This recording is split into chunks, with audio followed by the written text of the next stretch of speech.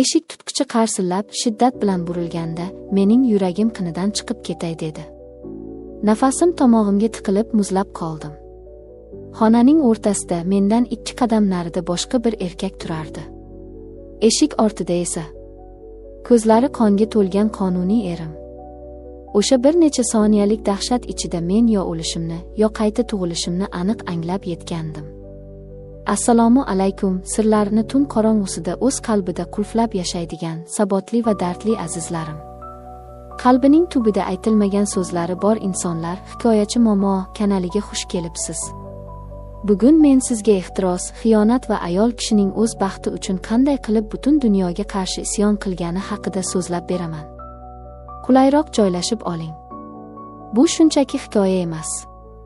Bu Olif bilan o'ynashib, nihoyat o'zini isitgan ayolning ochiq iqroridir. Biz boshladik. Ayol kishi qachon o'zini baxtsiz his qiladi? Puli yo'q bo'lsa emas, kiyimi eski bo'lsa ham emas. Ayol kishi o'zini ayoldek his qilmay qo'yganda tiriklayin o'ladi. Mening ismim Malika. Men maktabda o'qituvchi bo'lib ishlayman. Tashqaridan qaraganda mening hayotim silliq, chiroyli va tushunarsiz darajada sokin edi. Lekin uyimdagi 4 ta devor ichidagi haqiqiy do'zaximni faqat o'zim bilardim. Erimning ismi Rustam. U katta bir idorada navbatchi bo'lib ishlardi. 15 kun kunduzi, 15 kun kechasi. Rustamning fe'li juda og'ir, asabiy va qo'pol edi. Ishdan qaytadi, ovqat yeydi va uxlaydi. Men u uchun xuddi bir tekin xizmatkor, yuvib tarab qo'yadigan jonsiz mebel edim. Uyga kelganda uning yuzidan hech qachon tabassum ko'rmasdim. Kechalari yonimda yotganda undan na bir shirin so'z, na bir mehrli teginish kutardim. Uning qo'llari sovuq, harakatlari qo'pol edi. Ayollik g'ururim har kuni, har daqiqa yer bilan yakson bo'lardi. 2 yillik turmushimiz xuddi 20 yillik qamoqqa o'xshardi. Eng yomoni bu emasdi. 2 yil davomida men onalik baxtidan mosuvo edim. Atrofimdagi hamma qarindosh-urug'lar menga achinib yoki piching bilan qaray boshlashgandi. Rustamga keling, shifokorga boraylik, tekshiruvdan o'taylik desam, u jahl bilan baqirib berardi. U o'zida nuqson borligini, o'zining bepusht ekanligini ich-ichidan juda yaxshi bilardi. Lekin odamlar orasida pushtsiz degan tamg'a olishdan o'lgudek qo'rqardi. Shuning uchun butun aybni sovuqqonlik bilan mening bo'ynimga tashlab qo'ygandi. Men maktabda hurmatli o'qituvchi edim. Qomatim kelishgan, doim o'zimga qarab, did bilan kiyinib yurardim. Hamkasb erkaklar ba'zan ortimdan havas bilan qarab qolishardi. O'quvchilarim meni yaxshi ko'rardi. Lekin uyga qaytishim bilan yana o'sha qora, zax bosgan hayot boshlanardi. Nega mening peshonamga bunday odam bitilgan ekan deb tunlari yostiqni tishlab yig'lardim. Men farzand hidini, onalik baxtini shunchalik qattiq xohlardimki, buning uchun jonimni berishga ham tayyor edim. O'qish mavsumining o'rtalari edi. Maktabga yangi fizika fani o'qituvchisi keldi. Uning ismi Sardor edi. Sardor mendan 1-2 yosh kichik, baland bo'yli, qalin qoshli va doim kulib turadigan yigit edi. Biz birinchi marta direktor xonasida uchrashdik. Keksayib qolgan direktorimiz majlis qilib, hammamizni asabiylashtirayotgan edi. Men Sardorning yonida o'tirib qoldim. U menga qarab shunday chiroyli, shunday samimiy jilmaydiki, mening o'lik yuragimda qandaydir g'alati, yillar davomida sezilmagan iliqlik paydo bo'ldi. Majlis juda kech tugadi. Qish yaqinlashgani uchun kun erta botgan, tashqari qop-qorong'i edi. Men uydan qo'rqardim, qorong'ilikdan ham qo'rqardim. Rustamga qo'ng'iroq qildim. Meni olib keting, kech qoldim, dedim. U esa ishda ekanini aytib, jahl bilan telefonni o'chirib qo'ydi. Men maktab hovlisida sovuqdan qaltirab, yolg'iz turardim. Shu payt oldimga yorug' faralarini yoqib, bir mashina kelib to'xtadi. Mashina oynasi tushib, Sardorning kulib turgan yuzi ko'rindi. "O'tirib oling, Malika opa. Qorong'ida qolib ketasiz", dedi u mehribonlik bilan. Men biroz ikkilandim. Erli ayol begona erkakning mashinasiga o'tirishi. Lekin sovuq suyak-suyagimdan o'tib ketgandi. Mashinaga o'tirdim. Mashina ichi shunday issiq, shunday qulay ediki, vujudim yayrab ketdi.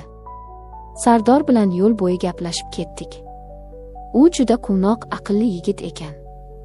U shaharda yolg'iz ijarada turishini, issiq ovqatga doim zor ekanini aytdi. Mening unga negadir qattiq rahmim keldi. Yoki ichimda mutlaqo boshqa, sirli bir xohish uyg'onganmidi? Uyimizga yaqinlashganda men umuman o'zim kutmagan gapni aytdim. Sardor, agar xohlasangiz, biznikiga kiring. Men tezda biror issiq ovqat tayyorlayman, yeb ketasiz. Bu so'zlar og'zimdan qanday chiqib ketganini o'zim ham bilmay qoldim. U biroz xijolat bo'ldi. Eringiz xato tushunmasmikin deb so'radi. Men erim bugun tungi navbatchilikda ekanini, uyda yolg'izligimni aytdim. Sardor rozi bo'ldi. Mashinasini uzoqroqqa qo'yib uyimga kirdi. Men shoshilib oshxonaga kirdim. Nimalar qilyapman o'zi? Uyimga begona erkakni kiritdimi? Qalbimda xavotir va tushuntirib bo'lmaydigan qattiq hayajon yonardi. Men go'sht to'g'ray boshladim. Sardor oshxonaga kirib keldi. Keling, yordamlashaman, dedi u yengini shimarib. Biz birga ovqat qildik. U piyoz to'g'radi, men qovurdim. U shunday hazilkash ediki, men uydagi sovuq devorlar orasida yillar davomida birinchi marta chin dildan qahqaha otib kuldim. Uning ko'zlari doim menga qadalganini, har bir harakatimni kuzatayotganini aniq his qilardim. Ovqat pishdi. Biz stol atrofida yonma-yon o'tirdik. U ovqatni maqtab yedi. Sizga uylanadigan erkak dunyodagi eng baxtli odam bo'larkan, dedi u to'satdan. Mening yuragim qinidan chiqib ketay dedi. Bu ochiqchasiga xushomad edi.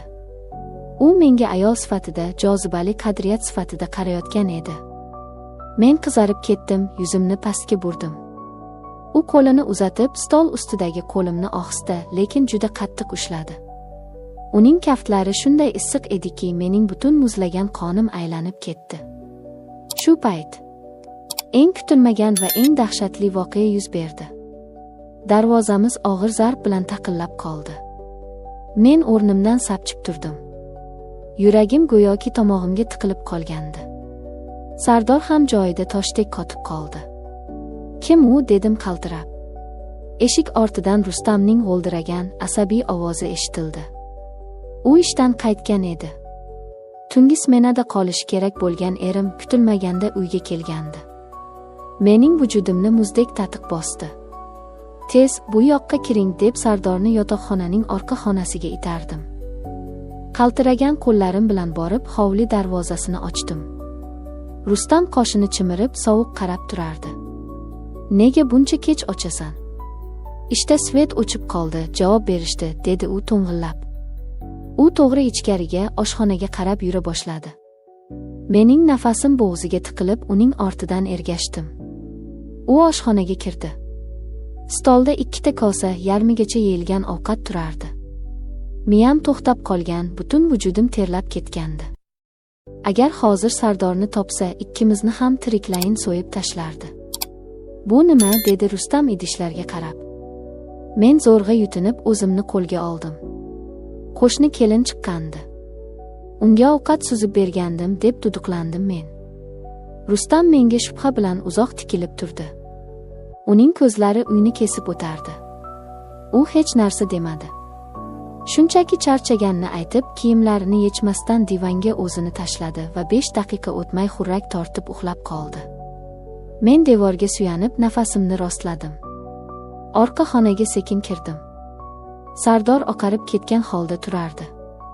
Biz bir so'z demasdan oyoq uchida hovliga chiqdik.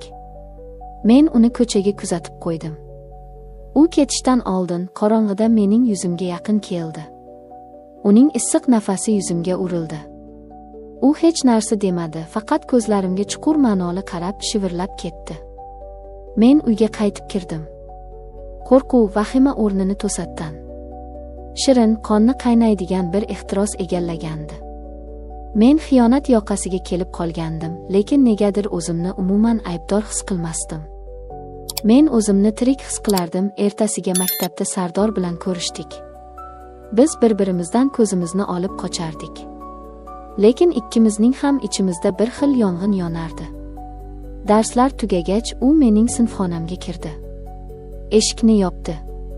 U qat'iy qadamlar bilan yonimga keldi. Men kechasi bilan uxlamadim, Malika, dedi u.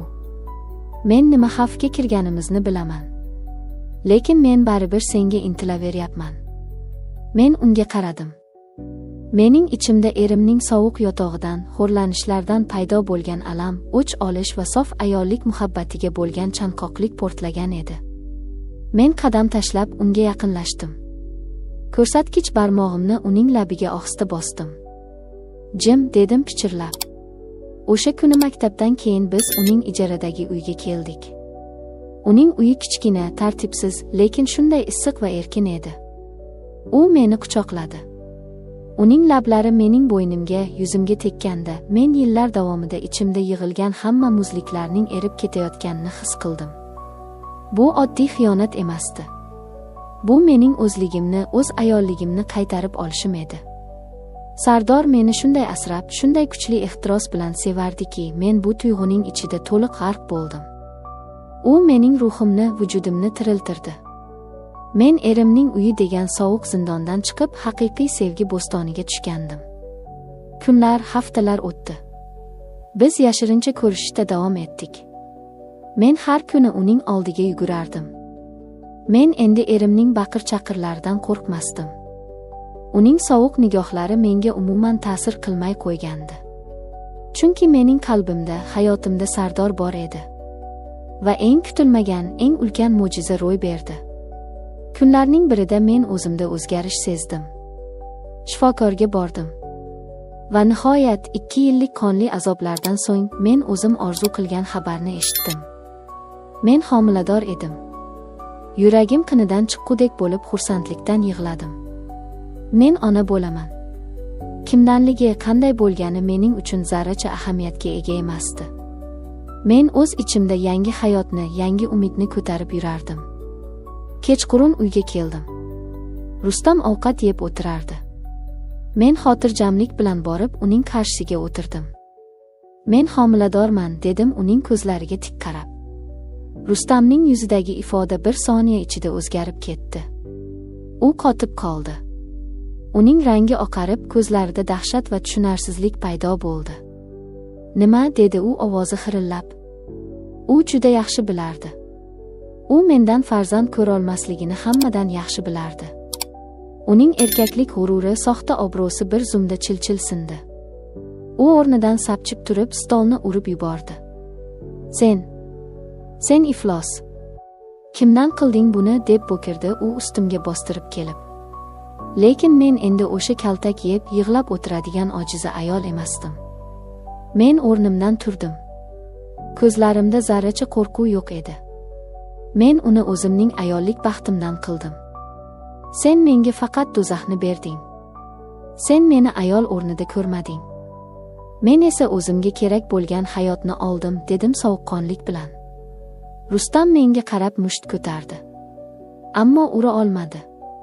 Chunki mening nigohimdagi qat'iyat, mening onalik g'ururim uni joyida to'xtatib qolgandi. Men sumkamni yig'ishtirdim. Hech narsaga qaramay, o'sha kecha o'sha sovuq, muzlagan uydan bir umrga chiqib ketdim. Sardor meni kutib turardi. U mening homiladorligimni eshitib mendan qochmadi. Aksincha, u meni qattiq quchoqlab yig'ladi. Biz bu bolani birga katta qilamiz, dedi u sochlarimni silab. Men shu ondayoq hayotimdagi eng to'g'ri qarorni qabul qilganimni bildim. Aziz opa-singillarim, ba'zan jamiyat, atrofdagilar bizni chidashga, xo'rliklarga sabr qilishga majbur qiladi. Biz o'zimizning farzand ko'rmasligimizni o'z aybimizdek qabul qilib, tiriklayin o'lib boramiz. Lekin unutmang, ayol kishi hayot beruvchidir. Hech kimning sovuq yotog'ida o'z qadringizni, o'z ayolligingizni yemirib yubormang. O'zingizni seving. Qafasdan qochish uchun doim kuch toping. Ba'zan katta baxt jamiyat qoralamoqchi bo'lgan, ammo aslida o'zingizni topishga yordam bergan qadamlarda yashiringan bo'ladi.